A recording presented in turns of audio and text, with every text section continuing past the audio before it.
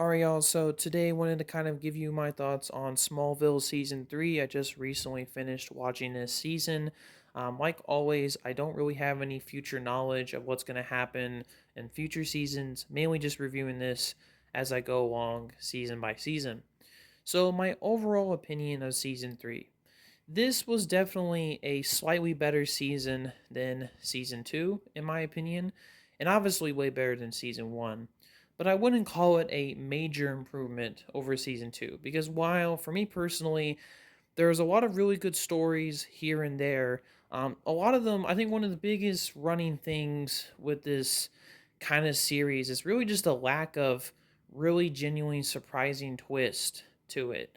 Nothing that I thought personally really hugely surprised me. But that being said, I do like a lot of the creative decisions and the overall plots and arcs in this series I thought were really good. And I like a lot of the setup that it seems to be going into season 4. And I'm really excited to see where this show goes after season 3. So let's get into the pros and cons. Also, for the dates, this show aired around 2003, 2004 for the third season. So, this season obviously picks up after the cliffhanger of the last season in season 2. And I thought that whole storyline at the beginning was really good. I like the fact that Jonathan Kent is the one that brings Clark Kent, who's under the influence of red kryptonite. Basically, that basically red kryptonite in this series makes him like Bully Maguire. He goes completely selfish, makes bad decisions, and I really liked it. My only biggest problem with this, I feel like a lot of things, especially in Smallville, a lot of these stories, I feel like they need more time to grow and breathe because it all gets kind of wrapped up in like 2 episodes, and that's fine. But I just, like I said, I think a few more episodes, maybe you could have added another episode or two to kind of, stretch that arc out, I think would have been nice. But I think it was a pretty good beginning of a season. And the Lex thing on the island, I like that a lot. Like I said, though, they wrapped it up way too quickly. The whole Clark and Lana relationship thing here was quite interesting. One of the biggest things about season 1 and 2 was the will they, won't they, bubbling under the surface romance. And I really like Lana in this season. I think that in general she improved as a character because number one, she, is always getting herself involved in situations, but she kind of learns from other people, including Lex, of how to defend herself, to become a better, stronger, independent person. And I like that about her character. Now, in terms of her relationship with Clark, I really could care less at this point. Like I said, the whole will they, won't they, and then at the end of season 2, they finally get together, and then the whole thing happens in Metropolis. She's still willing to be with Clark after all of that stuff, and then she did, Clark kind of says no, and the relationship kind of ends there. And then at the very end, he tries to salvage it, but by this point, Lana's ready to move on and go to Paris to do her thing. Now, I'm sure she's going to be back in the show after season 3. I know that, but personally, I'm just kind of getting a little sick of the romance at this point. It's really getting ignored. Like, I was kind of really not liking it too much in season 2. Like, it was at least building up to something, and it achieved it. And I was really hoping in season 3 they would actually keep this romance, and it didn't. They just ended it, and then when Clark tried to salvage it, it was too late, and she left. And honestly, this may be a little bit of an unpopular opinion. I think she just really should have left the show. I mean, just being honest with you, I think that's fine. Lana doesn't have to be there. There's other people I think in Clark's life that could, suit a romantic interest a little bit better. But that's my opinion. I also thought that Lex in the show was really good. All the main actors, like always, do a really good job, especially Pete. I really liked him in the show. Chloe was really good as always. Lex was really good, especially. I think a lot of episodes where he really just shines in this season particularly. I thought that a lot of the stories that he was involved with, and once again, his dialogue, Michael Rosenberg, the actor who betrays him in the show, top tier Lex Luthor. I don't even know how he does it, but I think he did a better performance of Lex than he ever did in the previous 2 seasons. And that's crazy because, like I said, I loved him in the previous two seasons. Tom Welling as Clark Kent, like always, is really good. His parents, all the main actors still do a really good job. Now, in terms of the stories, I think the stories for the most part are pretty solid and really good. There's a lot of really interesting ones, and they do take a lot of swings, narratively and story wise in this season that I really didn't get to see in season two. That's why I think season three in general is a little bit better. For example, there's kind of this one episode where Clark is kind of communicating with someone who's in a coma, and he doesn't really know what it all means, but it puts it together that basically this guy is keeping her under coma for money reasons, and he has to save her life in kind of a very interesting way. I thought that was a really cool episode and definitely a standout in the series. There's also other villains in this series that I like. For example, there's a whole plot about, and one of the main running plots about the show I really like is Lex is finally trying to take down his father and prove that he did crimes. And one of the biggest things that he tries is to prove the fact that Lionel Luthor murdered his parents for insurance money. And I thought it was really interesting the twists and turns with that plot throughout the season, especially, the whole thing where Lionel throws his own son into prison, gets electroshock therapy. And what's so crazy is that Lex, he actually discovered that his parent, not only that fact that Lionel Luthor's own father murdered his grandparents, but he also discovers Clark, having superpowers. That was one of the highlight scenes in this entire show. It was crazy. It was awesome. Like the fact that Clark smashed into the car. Lex looks at Clark. He's like, "I knew it." I love that scene in the series. It was really good. And that whole plot line was really interesting. Now, of course, like I said, they had to wipe away Lex memory because they're not going to do a twist like that so early in the series. But it was really good. I liked it. And I also noticed too the little Easter eggs they put throughout the season between Lex and Clark, kind of setting them up more and more as distant, more and more as enemies, which I really liked. Trying to think of other episodes that are really good. The whole Jor-El thing and how he's presented this series, we get a little bit more information about Krypton and the whole thing with that. Jor-El is really fascinating in this series, at least the scenes that we get him and we learn about him. We also learn a little bit about Clark's real mother, Laura. He actually discovers, her name, which was awesome. And I do love how they're kind of sprinkling information, what I thought was really interesting. And hey, even Christopher Reeve, I think his name was Dr. Swan in the series, even makes an appearance. Even though I feel like his appearance in this season wasn't nearly as good as the episode that was in season two. I mean, that was an incredible episode, but still, it's pretty cool that at least he got to show up again in season three.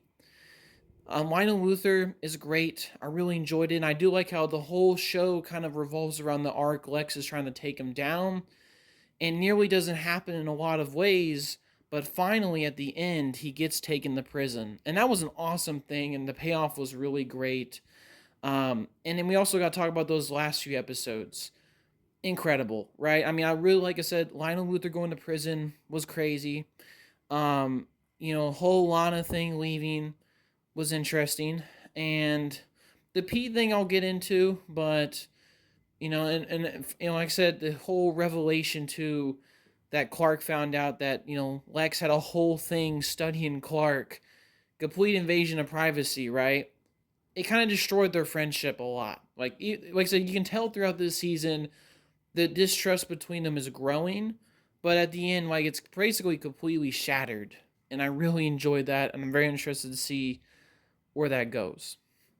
In terms of the other side plots, I did like some of the other episodes. For example, the ones with Lana and this new character called Adam were a bit interesting. The whole mystery was kind of a subplot within the bigger plot with Lionel Luthor. Basically, Adam was part of a kind of a bunch of experiments, people with liver disease being brought back to life with a serum.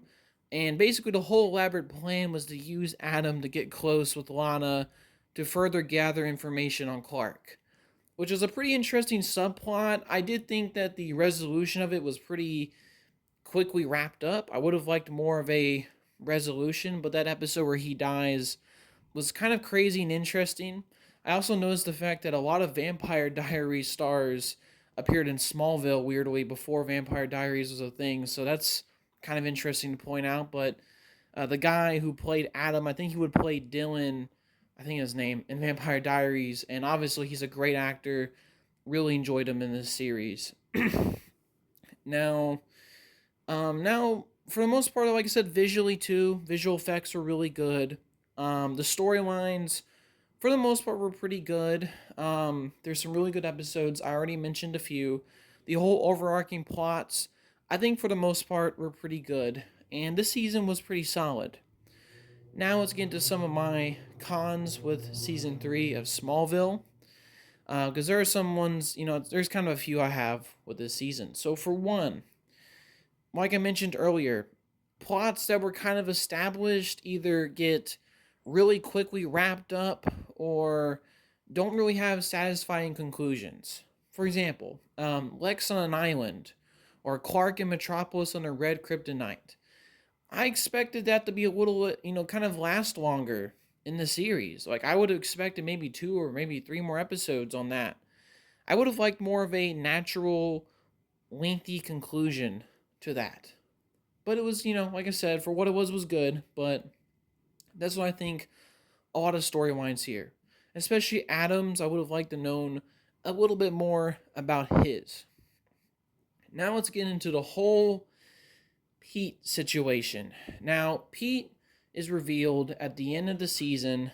And like I said, we do see a lot of examples throughout the season that Pete gets himself in danger because he knows Clark's secret. And, that was kind of something established, if I remember correctly, from the last season. And that was really great, to have a character, unlike his parents, where he could confide in. But he leaves the show. And that kind of shocked me a bit just because to me, I didn't really see that coming. Because Pete gets beat up a lot in this series. And it's like, now he wants to leave? I don't know, to be personally honest. And I'm really not sure how the show is going to feel after Pete leaves in season 4. But I personally think the decision to leave the show was kind of dumb. I'm not sure if the writers felt like they had nothing else for Pete in the series. Because I'm going to be honest with y'all, I felt like Pete had a little bit more to do than Chloe, it felt like, in this entire season. But it just kind of shocked me. I think I kind of disagree with the decision for him leaving the show, just because the way the dynamic between Clark and Pete was, and the way, Clark could confide in Pete, it was an interesting dynamic, and it could have been developed further, but, they kicked him off the show, which I don't really think was a decision that was really needed. I don't think it ruins the season or anything. I mean, it happens at the very end, but it just kind of happens really abruptly and out of nowhere, and I'm just kind of like, I don't know. Like I said, though, all the setup at the end of season 3 is really interesting. I really thought the cliffhanger was probably the best Smallville has so far in this series that I'm watching. The cliffhanger was great. And,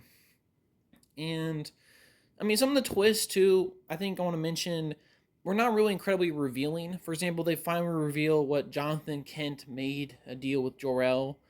And, I mean, you can kind of figure, like, oh, he probably made a deal with him to get his son back. That's exactly what happens. Not really a crazy reveal. I don't really like how the show finally reveals as a big thing, which it was kind of obvious, but it was a really cool part. I do like how Jor-El is presented. It's a really different but interesting take on the father of Superman, and I'm really interested to see where they go with it. In terms of other aspects of the show that I think were really good, like I said, I did think the twist with Kara and Supergirl threw me for a loop. I didn't expect that, but I really liked it. Once again, it shows more of Jor-El's actions and decisions behind the scenes and gives us more of a character of how manipulative and deceptive he is, which I really like what they're setting up with that. But I think overall, to kind of wrap this video up very quickly, I thought that Smallville Season 3 was really good, like always. I don't think there's ever been a really truly awful season of Smallville that I've watched so far. I personally think the level of quality throughout the series has been pretty consistent. And I think that the storylines, some not, like I said, not hitting all the way, but some absolutely hitting. And the level of quality has always been a bit above other really bad superhero shows, like really bad shows from CW or really bad shows like Titans or other DC shows. And I really got to give Smallville credit for that. So I think overall, this is probably the best season yet I've seen. Season 3 is really good. It's a slight improvement over season 2 and definitely a major improvement over season 1. And I'm really excited to see what happens in season 4. But overall, really solid season and with a lot of really good twists and turns, and some good episodes. Some episodes not with like great sad effect, kind of not great revelations, but still overall the level of quality is really good. And Smallville season 3, I highly recommend. Alright, y'all. So just that was my quick video on Smallville season 3. Hopefully, y'all have a good day and peace, y'all.